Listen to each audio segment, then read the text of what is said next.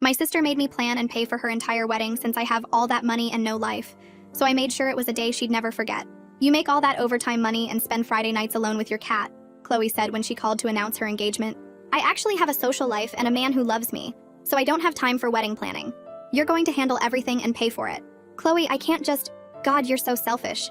The least you can do is handle my wedding since you literally have nothing else going on in your pathetic life.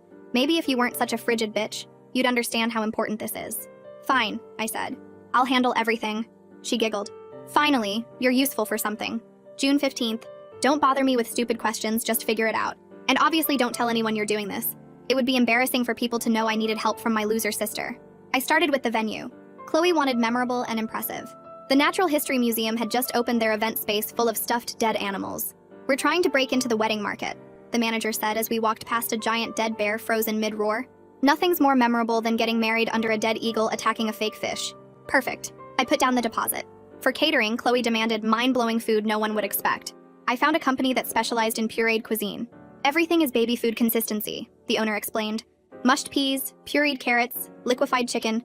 We serve it in baby food jars with tiny spoons. It's for people with swallowing issues usually, but I guess we can do events. Everything is mushed up? I asked. Everything. Even the wedding cake. We'll blend it and serve it in bottles. Very unique. I signed immediately. For flowers, Chloe wanted dramatic and bold. I found an experimental artist who worked with unconventional materials. I don't do flowers, she explained. I create installations using everyday objects. For weddings, I've been working with toilet paper. I can make roses, bouquets, even a whole archway. Everything is 2-ply for luxury. For entertainment, I hired a children's party company that had a special deal. We bring 3 clowns, a magician, and a guy in a dinosaur costume, they explained. Usually we do 6-year-old birthdays, but we're expanding. The dinosaur does a special dance to get everyone involved. Do the clowns make balloon animals? I asked. Constantly. It's their whole thing. At our cousin's baby shower, Chloe held court for 40 minutes about her wedding planning.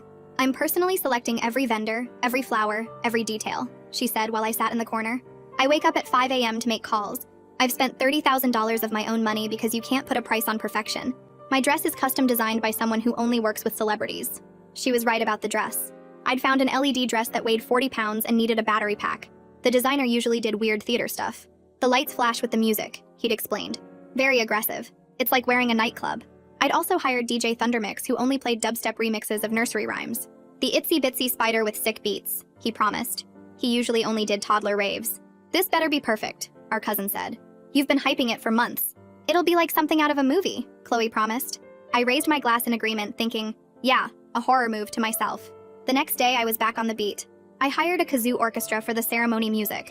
Servers dressed as knights who'd yell, huzzah, every time someone ate baby food, and a bubble machine that only worked at maximum speed. The efficient I found did weddings entirely as puppet shows. I'll hide behind a podium with hand puppets of the bride and groom, he explained. Very memorable. The morning of June 15th, I stood in the museum arranging toilet paper roses beneath the glass eyes of dead stuffed bears. The baby food jars were lined up on tables, labeled beef mush and chicken paste. The clowns were practicing juggling while the dinosaur tested his dance moves. DJ Thundermix tested his speakers with Mary Had a Little Lamb, so loud the dead birds on the walls seemed to shake. The fog machine was already going, making it hard to see. The photographer was placing chalk outlines where Chloe would stand. Guests started arriving, their faces going from excited to confused. Chloe's future mother-in-law was immediately approached by a clown trying to make her a balloon poodle while she stared at jars of green mush. Then Chloe's limo pulled up. The driver opened the door and Chloe stepped out in that 40-pound LED dress, the battery pack visible under the fabric. She took 3 steps toward the entrance and stopped. Her eyes went from the toilet paper rose archway to the stuffed bear with the clown juggling next to it to the tables lined with baby food jars. Her mouth opened. Then she saw the dead eagle suspended over where she was supposed to stand and let out a scream that made several guests jump. Andrew rushed over to me, his face red. He asked what was happening and why everything looked so weird. I stayed calm and told him I followed every single request Chloe gave me. Memorable venue with the museum animals. Mind-blowing food nobody would expect with the pureed stuff. Dramatic flowers with the toilet paper installations. Entertainment that would surprise people with the clowns and dinosaur. His eyes got wide and he looked back at Chloe, who was still frozen in the doorway. Her LED dress started flickering because the battery pack was loose. Chloe finally moved, storming toward me in that heavy dress. She screamed that this was a nightmare and I ruined everything. Guests pulled out their phones and started recording. Some were whispering and pointing at the baby food jars. The venue manager came over fast and put herself between us. She told Chloe that all the contracts were signed and every vendor had cancellation fees. Chloe's face went even redder. Behind us, the puppet efficient popped up from behind his podium holding 2 hand puppets. One wore a tiny wedding dress and the other had a little tuxedo. He asked in a cheerful voice if we were ready to start the ceremony. Dolores, Andrew's mom, was staring at the kazoo orchestra with her mouth hanging open. 3 people in folding chairs held kazoos and were making practice noises. The sound echoed off the fossil displays. Andrew grabbed my arm and pulled me toward the side of the room. His voice was tight when he asked if this was some kind of joke. I pulled out my phone and showed him the email chain. Chloe's messages were all there telling me to handle everything and not bother her with questions. He scrolled through them and his angry face changed to confused. He kept reading and his eyebrows went up. Chloe was yelling at me from across the room now. She called me pathetic and said I did this on purpose to ruin her special day. One of the clowns walked up to her holding a balloon poodle. She swatted it away and the balloon popped. The DJ did a sound check at that exact moment, and the LED dress responded by strobing, so hard that Chloe had to close her eyes. The venue manager walked over and asked us both to follow her to the fossil hall. We went through a side door into a room full of dinosaur bones. She explained that we were locked into contracts worth over $15,000 total. Chloe said this wasn't what she wanted at all. I pulled up my phone again and showed the manager the texts where Chloe said memorable, mind-blowing, dramatic, and unexpected. The manager looked at the messages and then at Chloe. Dolores pushed through the door without knocking. She demanded to know why her son's wedding looked like a kid's birthday party in a dead animal museum. I stayed quiet and watched Chloe try to explain. She said she gave me general ideas, but I was supposed to use common sense.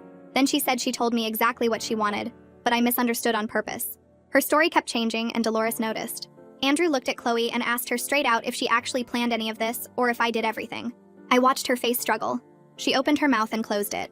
The venue manager cut in and said we had 1 hour to decide if we were going through with the ceremony or canceling with penalties. I told Andrew and Dolores I could show them the full paper trail. Every email, every text, every receipt proving Chloe made me plan and pay for everything while she took credit at family events. Chloe lunged for my phone, but Andrew held up his hand. He told her to stop and his voice was cold in a way I had never heard before. She froze with her hand in the air. The LED dress had stopped strobing and just hung there dark and heavy on her shoulders. Andrew scrolled through more messages on my phone while Dolores read over his shoulder.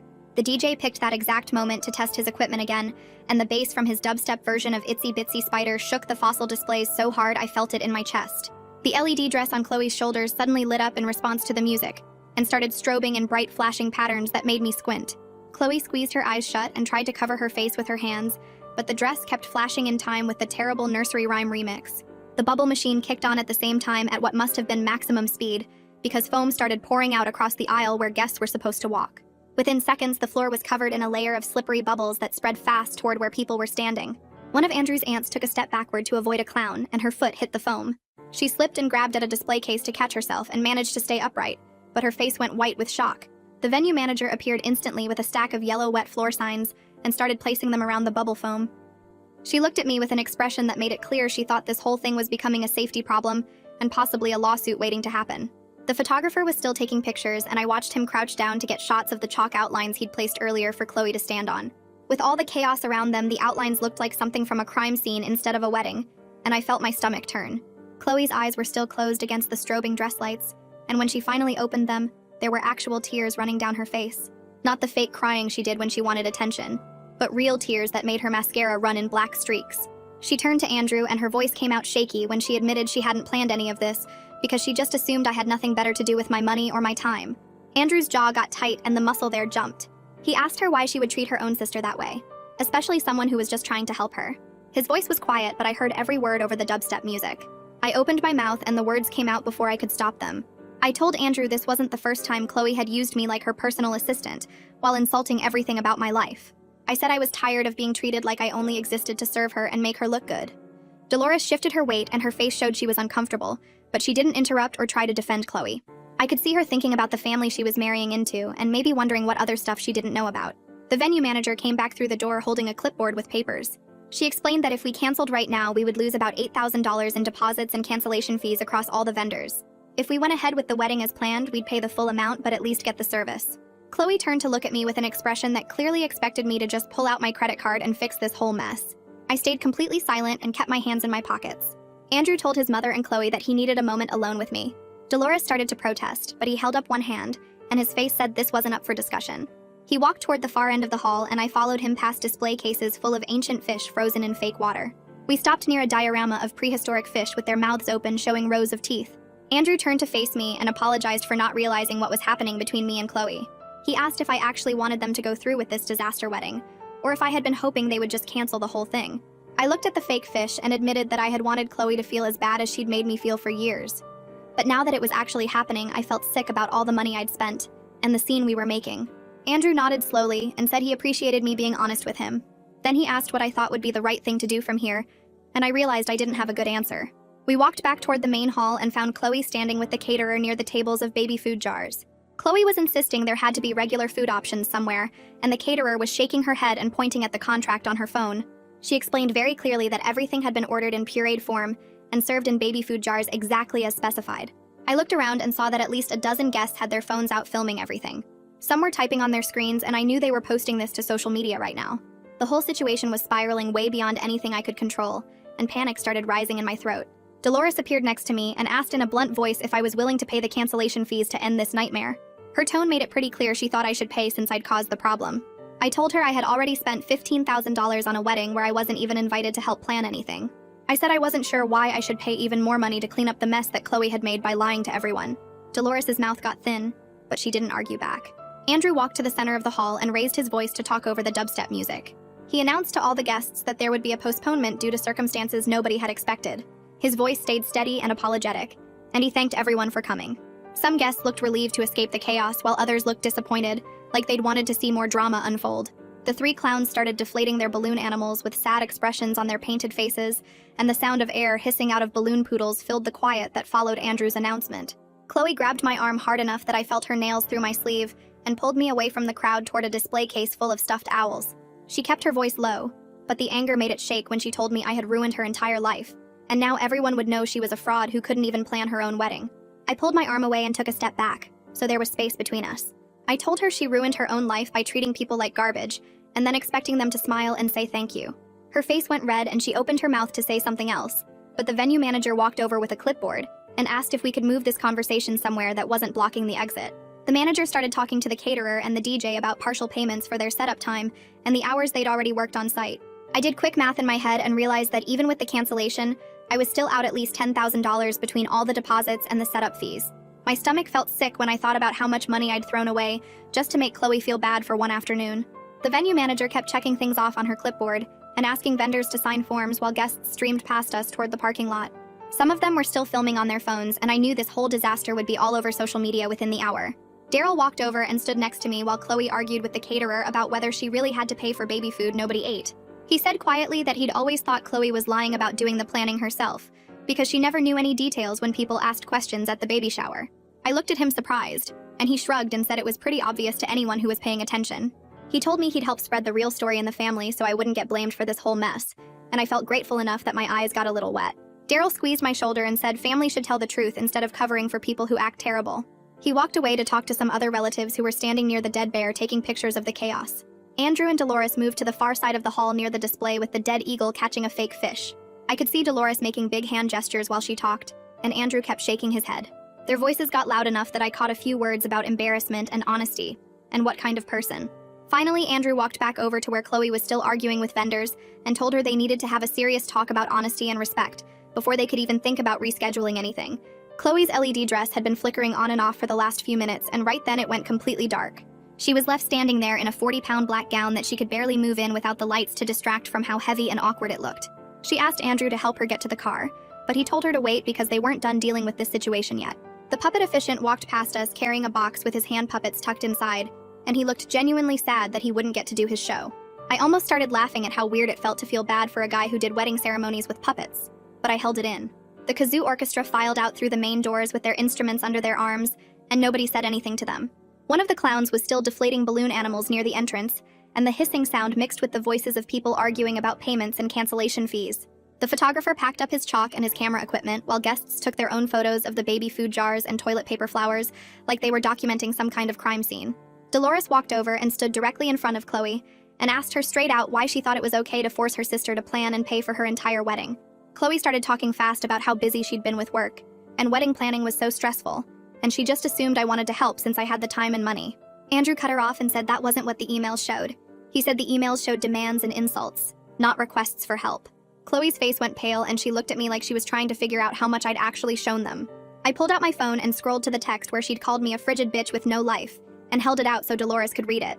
I watched Dolores's face get hard while she read, and when she looked up at Chloe, her expression was cold. She told Chloe that she raised Andrew to treat people with respect, and she wouldn't watch him marry someone who abused their own family.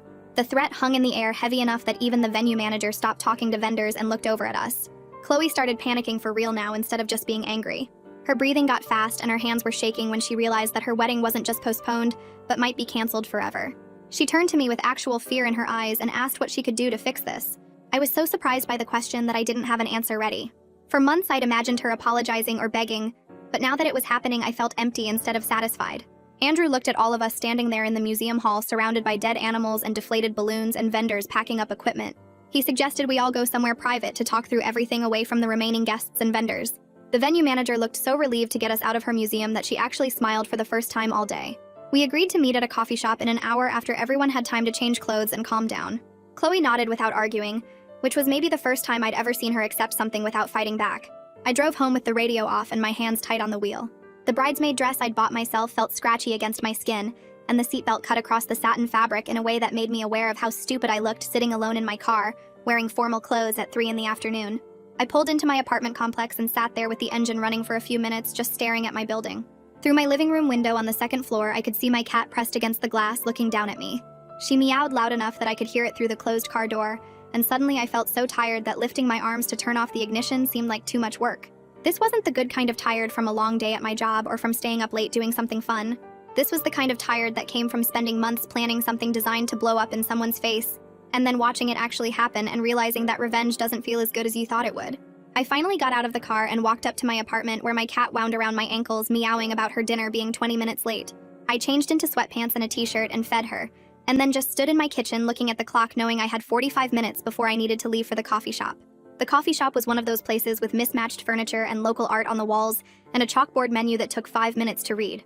Andrew and Chloe were already sitting at a corner table when I walked in, and Dolores arrived 2 minutes after me carrying her purse like a weapon. We all sat down and nobody ordered anything for a minute because we were too busy not looking at each other.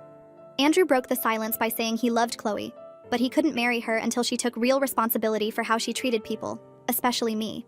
His voice was steady and serious in a way I'd never heard from him before. Chloe looked down at her lap and mumbled something that might have been an apology, but it sounded more scared than sincere, like she was trying to say the right words to make this problem go away. I told her I needed more than that. I pulled out my phone and opened the Notes app where I'd been tracking every dollar I spent, and I started reading out loud. $15,000 total, 200 hours of planning time, 17 separate insults via text or email. I asked her what she thought would be fair to pay me back. Chloe's head snapped up and she stared at me like I'd just asked her to donate a kidney. She actually said she didn't think I'd want money back since I'd already spent it, and couldn't I just consider it a gift. Dolores made a noise in her throat that shut Chloe up fast. She said Chloe should repay me in monthly payments for at least half the costs, since clearly this had been a one-sided arrangement disguised as sisterly help. Andrew said he'd contribute from his own savings since he'd benefit from having a real wedding eventually, and they could both pay me back together. I was so surprised they were taking this seriously that I just nodded and said, $7,500 paid over time would help me recover from the financial hit. Chloe's voice came out small and shaky when she asked if I'd help plan a real wedding once she paid me back. I looked right at her and told her absolutely not, because she could hire a real wedding planner like an adult who takes responsibility for her own life events. Andrew actually laughed at that, and the sound broke some of the tension that had been sitting heavy on our table. Even Dolores smiled a little bit, which I took as a good sign.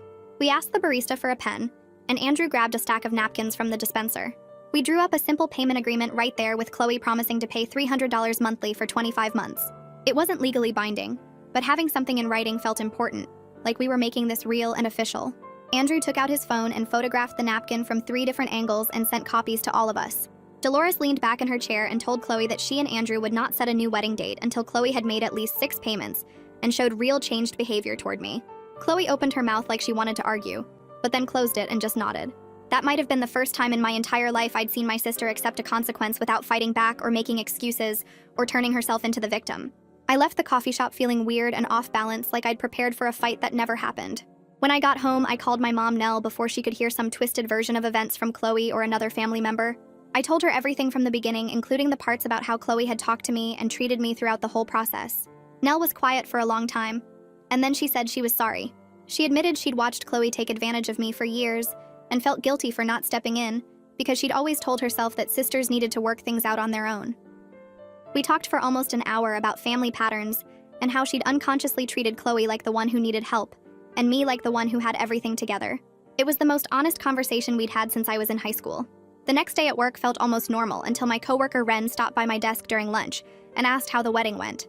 I gave him the short version about it being canceled due to planning issues and left out all the details about puppet shows and baby food. He looked at me with this expression that said he knew there was way more to the story, but he didn't push or ask follow-up questions. He just offered to buy me lunch from the taco truck that parked outside our building on Wednesdays. Sitting there eating tacos and talking about normal work stuff made me appreciate having someone in my life who respected boundaries and didn't need to know every detail of my personal drama. 2 weeks later, I was sitting at my desk when my phone buzzed with a bank notification. Chloe had sent $300 via direct transfer exactly on the 1st of the month like we'd agreed. I stared at my phone screen, genuinely surprised she'd followed through. There was a note attached to the transfer saying she'd started therapy with someone named Kathy Barnes to work on her entitlement issues, and that she was sorry for everything. I read the note 3 times trying to figure out if I believed it. Part of me wanted to be skeptical because Chloe had a history of performing change without actually changing, but another part of me recognized that starting therapy and making the first payment on time was more effort than I'd expected from her. That same afternoon, my phone buzzed with a text from Andrew asking if we could talk separately from Chloe. I agreed, and he called me during my lunch break the next day. He told me that watching Chloe hit rock bottom at the museum was actually necessary for her to start changing, and he wanted to thank me for not completely destroying their relationship, even though I had every right to. I told him I hoped he was right about her changing, but I wasn't holding my breath. He said that was fair, and he understood why I'd be skeptical after years of her behavior. The call lasted maybe 10 minutes and felt surprisingly normal, like we were just 2 people trying to figure out a messy situation instead of enemies. When I got my next paycheck, I looked at my bank account and saw Chloe's $300 sitting there alongside my own money. I decided to take myself out to a nice dinner at the Italian place downtown that I'd been wanting to try for months. I ordered the expensive pasta and didn't feel guilty about the price. After dinner, I stopped at the game store and bought myself a new video game I'd been eyeing. On the way home, I picked up a fancy toy for my cat with feathers and bells that cost more than I'd normally spend. Sitting on my couch that night with my cat attacking her new toy, I laughed at myself for being exactly the stereotype Chloe had accused me of being, alone on a Friday night with my cat, but I was genuinely happy. 2 weeks later, Nell called about a family dinner at her house, and I almost said no, but decided to go. Chloe was already there when I arrived, and she was noticeably quieter than usual. She didn't hold court or dominate the conversation like she normally did. During dinner, she actually asked me about my work with what seemed like genuine interest. It was awkward and clearly took effort for her to do, but it was something. I answered without sarcasm and told her about a project I was working on. She asked follow-up questions and listened to my answers instead of waiting for her turn to talk. After dinner, Daryl pulled me aside in the kitchen while I was helping clean up. He told me the family gossip had mostly turned against Chloe once people learned the truth about who actually planned and paid for the wedding. Several relatives had reached out to him to apologize for believing her lies about doing everything herself. I told him I appreciated him setting the record straight with everyone. He said that's what family should actually do, tell the truth instead of enabling bad behavior. A few days later, Nell sent me a text asking if I'd be willing to have lunch with just her. We met at a sandwich shop near her work, and she got straight to the point. She apologized for enabling Chloe's behavior for years and for treating me like the responsible one who didn't need attention or support. She admitted she'd unconsciously given Chloe all the help and sympathy while expecting me to just handle everything on my own. I felt tears starting and had to look away for a second. I told her I needed to hear that apology, and it meant a lot. We agreed to have regular one-on-one time going forward, just the 2 of us without Chloe or other family drama. The 2nd month came and went, and then Chloe's 3rd payment arrived right on schedule. There was another note attached saying her therapist had helped her understand that she was projecting her own worries about not having a career onto me. I read the note twice and then saved it in a folder on my phone with the other ones. I recognized that understanding your behavior and changing it are 2 completely different things, and I'd need to see sustained effort over time. But I also recognized that she was trying, which was more than I'd expected a few months ago. I decided to book my own therapy session through my work's EAP program to process the anger I'd been carrying around for years. I called the number and got set up with someone who had an opening the following week. Sitting in the therapist's office, I explained the whole wedding situation and my relationship with Chloe. The therapist helped me see how I'd enabled Chloe by never setting boundaries or saying no to her demands. She gave me homework about noticing when I was people-pleasing versus genuinely helping someone. A week after that session, Andrew texted asking if I wanted to meet for coffee. We sat at a corner table and he showed me the simple courthouse ceremony plan he and Chloe were considering for 6 months from now. Just immediate family, a quick ceremony, and dinner after at a normal restaurant. He asked if I'd be comfortable attending as a guest with no responsibilities or obligations. I told him I'd think about it and get back to him. He said that's all he could ask, and he respected that I needed time to decide. The next Friday, Ren asked if I wanted to join him for trivia night at a bar near our office. I said yes, and we met up with a group of his friends who did trivia every week. It was actually fun answering questions and laughing at the ridiculous wrong answers. I realized I actually did have a social life when I wasn't spending all my free time and money dealing with Chloe's demands. I started going every Friday and got to know the other people in the group. One woman worked in my industry, and we exchanged numbers to talk about job opportunities. 4 months after the canceled wedding, Chloe's 6th payment arrived exactly on schedule. That same day, Andrew texted to say they'd set a courthouse date for early August with just immediate family and dinner after. I looked at the text for a few minutes, thinking about whether I wanted to go. Then I typed back that I'd be there. I meant it without anger or bitterness, which felt like real progress after everything that had happened. The following week, I sat in the therapist's office explaining how weird it felt to watch Chloe actually putting in effort to change. Kathy Barnes nodded and wrote something in her notepad before looking up at me. She said that sometimes people need to face real consequences before they can grow, and that humiliation can be a powerful motivator when someone has spent years avoiding accountability. I admitted that I was still waiting for Chloe to revert back to her old patterns and snap at me or make some demand disguised as a request. We spent the rest of the session talking about what boundaries I would maintain either way, and how to recognize when I was enabling versus actually helping. She gave me another homework assignment about noticing my own patterns of people-pleasing and writing down specific examples. I left the office feeling lighter somehow and stopped to grab coffee on my way back to work. That evening, my mom called while I was making dinner. She said she was proud of how I handled everything, and that she'd been thinking a lot about her own behavior over the years. She admitted that she had fallen into a pattern of favoring Chloe's drama over my stability, because I never seemed to need as much attention or support. We talked for almost an hour about how easy children often get overlooked, while difficult ones get all the focus and emotional energy. She said she was sorry for assuming I was fine just because I didn't create chaos and for expecting me to always be the responsible one who fixed things. I had to put the phone down for a second because I started tearing up and didn't want her to hear me crying. When I picked it back up, I told her that I really needed to hear that apology, and it meant more than she probably realized. We agreed to have lunch together every other week going forward, just the two of us without Chloe or other family drama taking over the conversation. 2 days later, I got an email from the venue manager saying they were issuing a small partial refund for the bubble machine malfunction that caused the slipping incident. The check arrived in the mail a week later for $300, and I immediately went online to book myself a weekend trip to the beach. I chose a small hotel right on the water and made reservations at a seafood restaurant I'd been wanting to try for years. At work the next day, I mentioned the trip to Ren during our lunch break, and he started laughing. He said I was finally living the no-life lifestyle Chloe accused me of having, and I should lean into it completely. I laughed too because he was right, and also because I was actually happy for the first time in months. The beach trip was exactly what I needed, and I spent 2 days walking on the sand and reading books and eating good food without thinking about family drama or wedding disasters. When I got back, Chloe texted asking if we could meet for coffee before the courthouse ceremony. I agreed to meet at a public coffee shop near my apartment with a specific time limit of 1 hour. We sat at a corner table away from other people, and she thanked me for giving her a chance to prove she was changing. She admitted that the wedding disaster was the wake-up call she needed, even though it was the most humiliating experience of her life. She said her therapist had helped her see that she was treating people like tools instead of actual human beings with their own feelings and needs. I listened without interrupting and noticed that she seemed genuinely uncomfortable talking about her own behavior instead of deflecting or making excuses. At our second coffee meeting a week later, Chloe brought her therapy journal and showed me pages where she'd been tracking moments when she felt entitled or dismissive of others.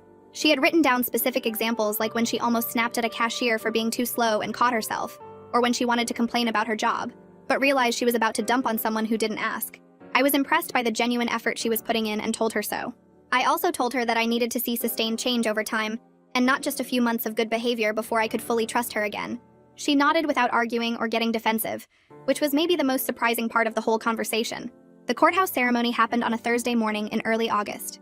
Chloe wore a simple white dress that she bought off the rack at a department store, and Andrew wore a navy suit with a blue tie. They stood in front of the judge and exchanged vows they wrote themselves about honesty and growth and building a relationship based on respect. Dolores cried happy tears and kept dabbing at her eyes with a tissue while Andrew's dad patted her shoulder. I stood next to my mom and watched them promise to hold each other accountable, and I felt genuinely glad for them in a way I couldn't have imagined 2 months ago. After the ceremony, we all took photos on the courthouse steps, and Andrew hugged me and whispered thank you in my ear. We went to a small Italian restaurant for dinner after with just immediate family. The owner seated us at a long table in the back and brought out plates of pasta and bread and salad. Halfway through the meal, Chloe stood up and tapped her water glass to get everyone's attention. She thanked me publicly for not giving up on her completely, and acknowledged that she had treated me terribly for years. She said she was sorry for taking advantage of me, and for all the cruel things she said about my life and my choices. The table went quiet and uncomfortable, but I could tell it was necessary for her to say it out loud in front of everyone. After dinner, several family members pulled me aside privately to say they respected how I handled everything, and that they were glad to see our family becoming healthier. My mom stood up near the end of dinner and made a toast about family being people who hold you accountable while still loving you. She said that real love means telling hard truths and setting boundaries and not enabling destructive behavior. I saw Chloe wipe away tears while Andrew squeezed her hand under the table.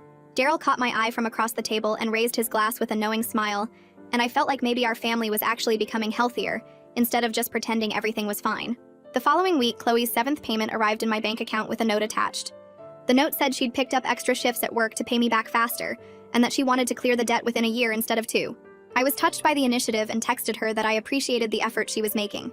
She responded within minutes with a simple thank you, and I saved the text message along with all the payment receipts. That evening, I posted a measured update in our family group chat, thanking everyone for their support during a difficult time. I said I was looking forward to moving forward with healthier relationships and better communication. Several relatives responded with heart emojis and supportive messages, and even Dolores sent me a private message saying she was glad to have me as family, and that she admired how I handled everything with grace. 3 months after the courthouse ceremony, Chloe texted asking if I wanted to come to a small dinner party at her and Andrew's apartment. I said yes and showed up on a Saturday evening with a bottle of wine. Their apartment was small but clean with photos of the courthouse wedding on the walls and a couch that looked like it came from a secondhand store. 4 of their friends were already there sitting around the living room with drinks, and I recognized one guy from the original wedding guest list. Chloe introduced me to everyone and explained that I was her sister, and that they'd all heard the real story about the museum disaster. One woman laughed and said Chloe had become annoyingly self-aware since the wedding imploded and wouldn't stop analyzing her own behavior. Chloe smiled and admitted she was working on finding balance between awareness and obsession, because her therapist said she was overthinking everything now. Everyone laughed and the conversation moved on to other topics while I sat on the couch sipping wine. I realized halfway through the evening that I wasn't tense or waiting for an insult. Chloe kept pulling me into conversations and asking my opinion on things like I was actually part of the group. She told a story about work and included a detail about how I'd given her advice that helped, and I felt surprised that she'd remembered. Andrew caught my eye from across the room while Chloe was talking and mouthed, "Thank you," and I understood he meant for not giving up on them completely. I nodded and he smiled before turning back to his conversation. The dinner party ended around 10, and I drove home feeling lighter than I had in months. Chloe's 8th payment arrived 2 weeks later right on schedule. By month 9, she was actually ahead on payments, having sent larger amounts twice when she got bonuses at work. I checked my bank account and saw that she'd already paid back over half of what she owed. I used some of the money to build an emergency fund that I'd been putting off for years, and enrolled in 2 professional development courses that would help me move up at work. One course was about project management, and the other was advanced software training that my company would partially reimburse. I spent Tuesday and Thursday evenings working through the online modules and felt good about finally prioritizing my own future, instead of managing everyone else's problems. My coworker Ren noticed I seemed happier, and I told him I was taking classes, and he said it was about time I invested in myself. Thanksgiving arrived in November, and our whole family gathered at my mom's house like we did every year. The dynamic felt different from the moment I walked in. Chloe was helping in the kitchen and actually asked our aunt about her new job instead of talking about herself. I sat at the table during dinner and spoke up when I disagreed with something my uncle said about politics, instead of staying quiet like I usually did. Nell looked around the table during dessert and said this was the most peaceful holiday we'd had in years. Everyone agreed, and Chloe reached over to squeeze my hand briefly before passing the pie. Daryl caught my eye and raised his coffee mug with a knowing smile. After dinner, Andrew pulled me aside and said Chloe had been talking about how much our relationship had improved, and that he was grateful I'd stuck around through the hard part. 6 weeks before Chloe's final payment was due, she and Andrew invited the family over for dinner at their apartment. We all crowded into their small living room, and Chloe stood up looking nervous. She announced that they were expecting a baby due in late spring, and everyone cheered and hugged them. I felt genuinely happy for them without any bitterness or resentment. After the excitement died down, Chloe pulled me into their bedroom and closed the door. She asked if I would be the baby's godmother, and her voice was quiet and sincere. I looked at her standing there with her hand on her stomach and said yes. She hugged me and started crying and said she knew our relationship wasn't perfect, but it was honest now. I hugged her back and thought about the $15,000 I'd spent on the worst wedding that never happened, and realized that what we had now was worth more than any of that money. And that is everything for this one. I like sharing stories that leave you with something useful to think about. If one part of it helped or made you pause, then that is what matters. Subscribe so you will be here for the next one.